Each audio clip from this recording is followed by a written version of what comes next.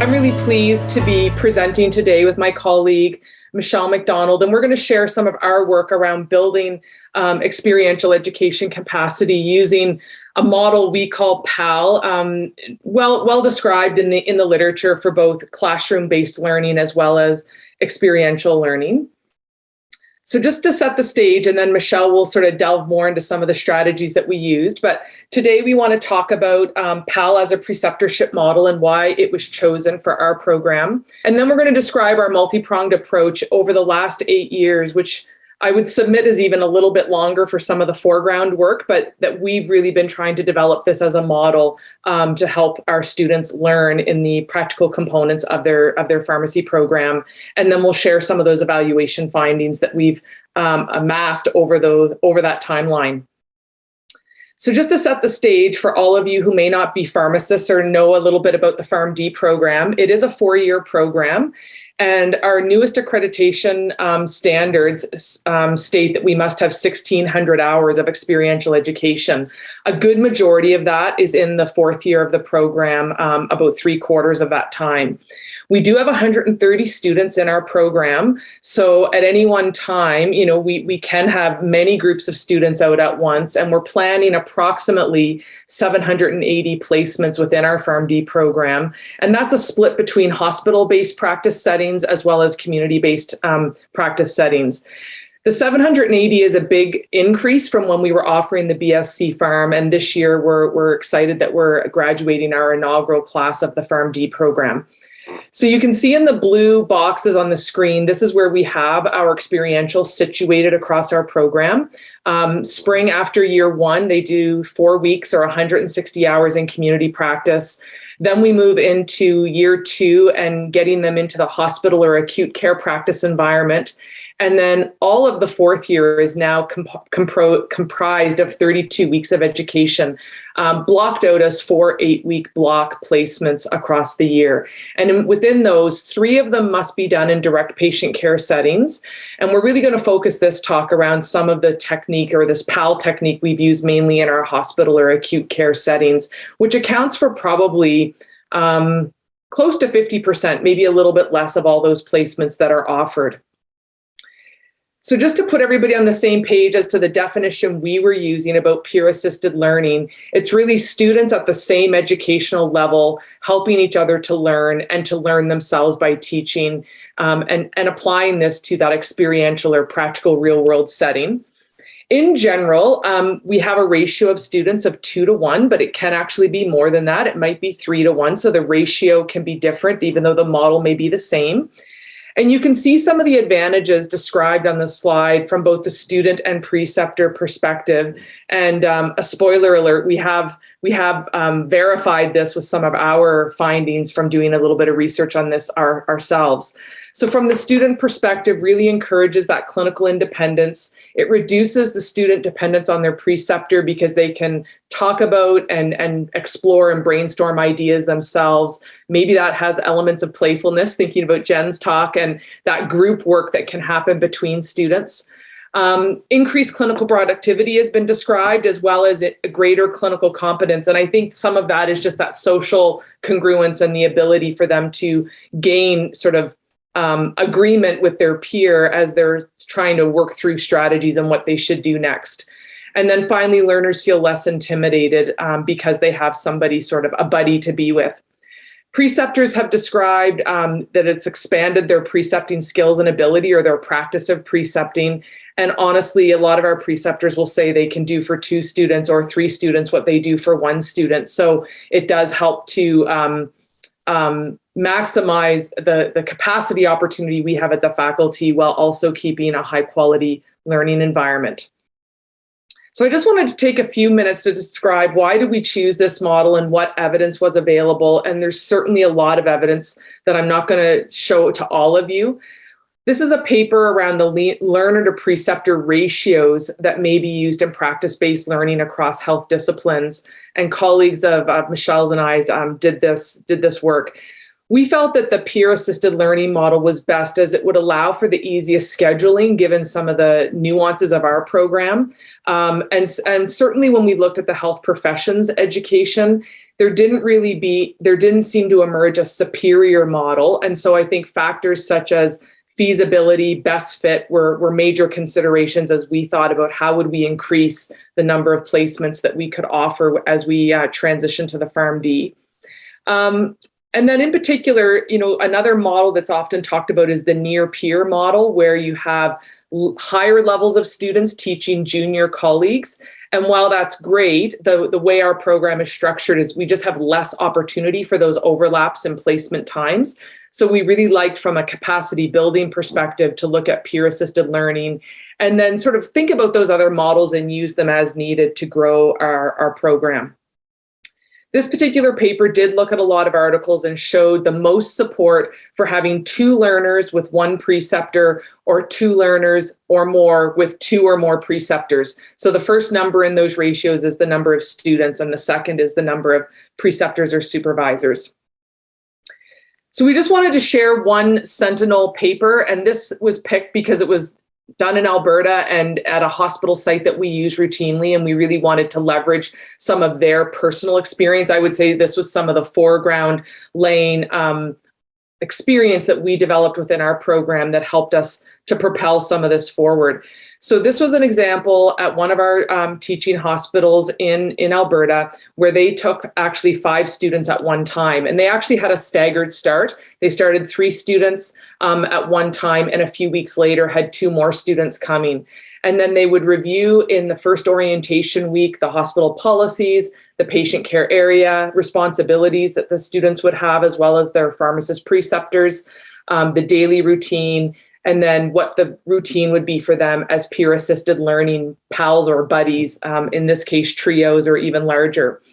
You can see in the table included there, it gives you an idea of how they would structure a basic 8 to 4 day preparing for rounds. And they've divided this table into what the student would be doing and what the preceptor would be doing. So you would have opportunity for the student and the preceptors to prepare for rounds, then participate in those rounds together. Then the students could work on their patient care, peer discussions, answering drug info questions they may have received during that day's rounds, while the preceptor could look after some of the things they were doing. And then there would be a joint activity towards the end of the day where they would wrap up, talk, and determine what was going to happen the next day. So this is just recapping sort of what the actual students would do with each other, which sort of helped them to learn with and from each other. And the final bullet on this slide, orienting new students to the practice site, speaks to that staggered start, where when we had the first 3 students come at the beginning, when the next 2 students started partway into their rotation, they were able to actually conduct some of those orienting activities. So what did this paper show? And I would say this is a very robust example of what can be achieved when you have multiple learners. But this is really speaking to the clinical contributions that the students can make when you have more people. And in this case, for the sort of 5 weeks in the middle of this experience, 5 students would have been with 1 or 2 preceptors. So this is just showing you the number of drug-related problems or drug-related issues based on patient care that were identified by having that larger team of individuals. And it was compared back to sort of that year earlier time frame when there just would have been 1 staff pharmacist, maybe 2 working on the same clinical area. And then certainly from a satisfaction perspective, overall, these students had experience with what we call a traditional 1-to-1 model, 1 student with 1 preceptor. And so they were able to say, hey, how did this experience being with my peers compare to an experience that I had in a 1-to-1 or traditional fashion in the past? I showed sort of in describing the model, the preceptors and the students really did have a lot of the same things to say as the literature had shown. And certainly that is a goal of the model as to how we can get the same practical experience for our students, but have them, develop all these attributes such as confidence, independence, judgment, and managing their time appropriately in clinical settings. So I'm going to switch gears and then I'll be transitioning to Michelle. We've kind of pulled together about 6 strategies that we think can help people with implementing this type of model if you're looking at building capacity for your own program. And the first is really, who are your early adopters? And that paper I just went through was from a local a hospital here in Alberta. So they were certainly early adopters that could help us sort of spread the message. And certainly we wanted to use those types of sites to be change agents as we wanted to expand to more and more sites. This, took under some, I think, relatively change management skills of seeking to understand why did they embark on it at the site? What were some of the rationales, the benefits and challenges and impacts on the preceptors and the site? And how could they describe those so that if a new site was wanting to take this on, how could they plan proactively to maybe address some of the concerns they may have up front to make it more successful? And certainly there were some of the logistics and operational issues of, how did they structure the day? And it can happen in a few different ways. What were the ratio of students to preceptors and how would they describe that day-to-day routine? And then what were the outcomes that they were measuring at that particular site? And could we share those messages? The second strategy is just that promotion and education of leadership and preceptors. So you have those early adopters and you want that to become the story that more and more people learn about and start contemplating for change at their site. So this is really that, again, planting the idea after you get some of those testimonials and setting up presentations with maybe preceptors, management, students who have gone through these types of models and sharing that with your colleagues across the province.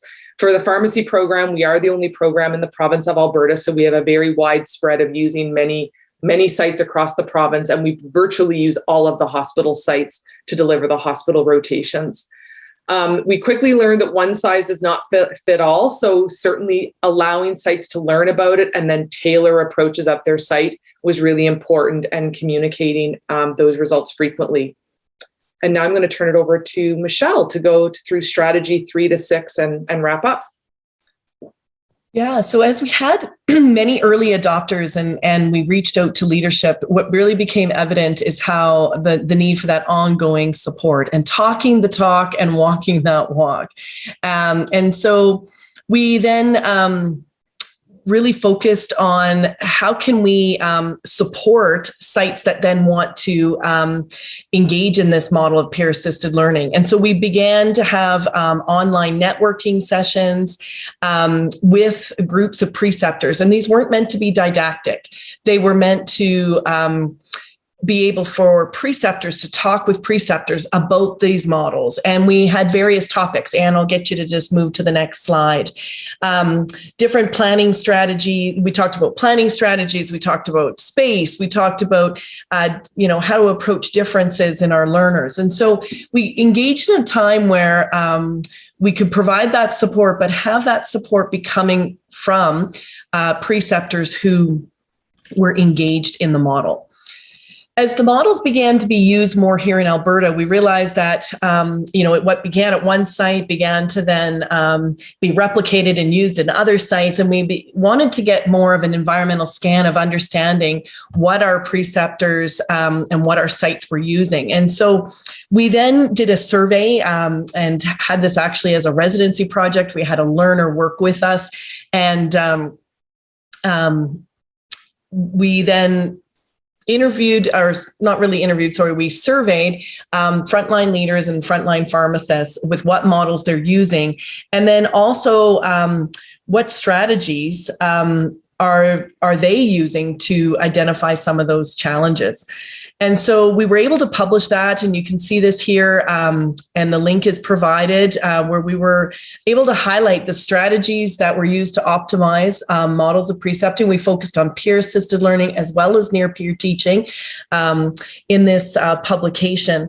And the key findings really aligned with the other literature that Anne's already shared. So this is findings from our own sites here in Alberta, that it promoted teamwork, that learners were supporting one another. And one thing that was quite interesting is that preceptors felt it was more efficient or as efficient as the one-to-one model, which has been traditionally the model pharmacy has used for experiential education. But also identifying there still are challenges, even when a model is very successful. space, time to complete assessments, differences in personalities and learning styles, balancing workload, what to do when there's maybe a struggling learner. And so we were able then to engage through this survey to have understand practical strategies that preceptors themselves have used to address those. And one of the overarching themes that came forward was prepare, plan ahead, and be flexible. And we began to use these results to then further promote and support others. Some recommendations also came from this work where they identified student preparedness and a student's understanding of working in the PAL model and student matching processes. So as we did that survey, we were able to share those results more broadly, and we did that with our leadership teams, with pharmacists and newsletters. And really this began to inform that strategy. And as you can see, this, whether we're using the PDSA cycle or the ADKAR change model, this is where we were really layering, building that awareness, the desire, the knowledge, and then supporting that ability to be able to adopt a new model. So the surveys were then used to help us create written materials. We did this in conjunction with the University of British Columbia and their experiential education department with their pharmacy program. The results of our survey, as well as interviews that they conducted with preceptors, were used to create these 3 guidebooks, which are very practical guides with how to use the model. We also then developed a workshop, and what became evident is as you have early adopters and then you have champions and people start using the model, and then as new teams come forward, how do we support them? And so we developed a very practical workshop where people could work through their own action plan for how they'd like to implement this.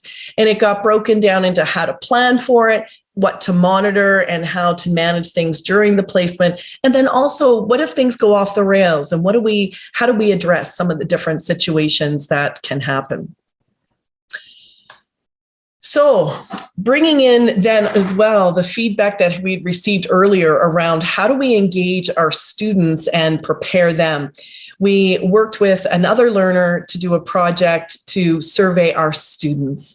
And this was done in 2018, 2019, where they looked at surveying our students who had previously completed PAL. And very interesting, again, what you can see is these advantages and disadvantages can align with the previous studies that we've shared earlier in today's presentation. And so students did view this very positively, but they also were looking for strategies and support on how to manage conflict, how to provide difficult feedback. And although there is some foundations of some of this that's addressed in their education, wanting to build more confidence in these areas. So it led us to then develop a workshop for students. And so we've done this for the last 2 years, and we focused on what is peer-assisted learning, how to be a good peer, how does that relate to team effectiveness and being a good colleague, and then scenario discussions on managing mismatched expectations, managing conflict, managing how to give difficult feedback, and having students practice. And new this year, what we did was had students that were going on a PAL placement actually pair in the workshop to be able to have these discussions together in advance of the placement to prepare. So currently we have our second-year students out on placement, and about 50% of those are doing peer-assisted learning. So we were able to support them. So it's been great to promote these models and advance the precepting practice, but how do we know what we're accomplishing? And so we've done some different things to measure these metrics. We've looked at this workshop that we've done these last 2 years and had some evaluation as to if there's been improved confidence in being prepared for the PAL model and feedback on this workshop. We also have some data on our placements. And so I looked at data just prior to this presentation, from 2015 to today. We've increased our use of peer-assisted learning, as you can see there, from our second-year placements and our fourth-year placements quite substantially. We did take, and I know the focus of these workshops, so things are around the pandemic.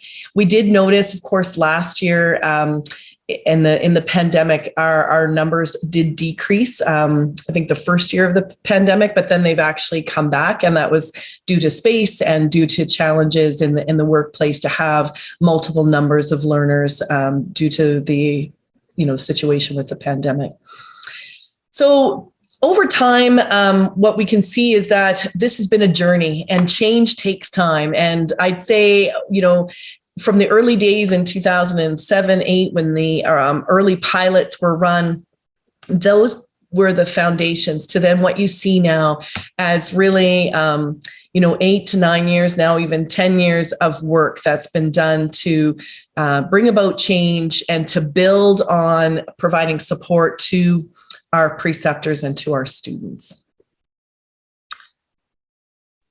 So I just want to highlight that we're available for questions. I know we're going to enter into a question and answer time now, but our emails are here on the screen, and we certainly welcome anyone who might want to reach out and talk to us about the peer-assisted learning model. So thank you very much.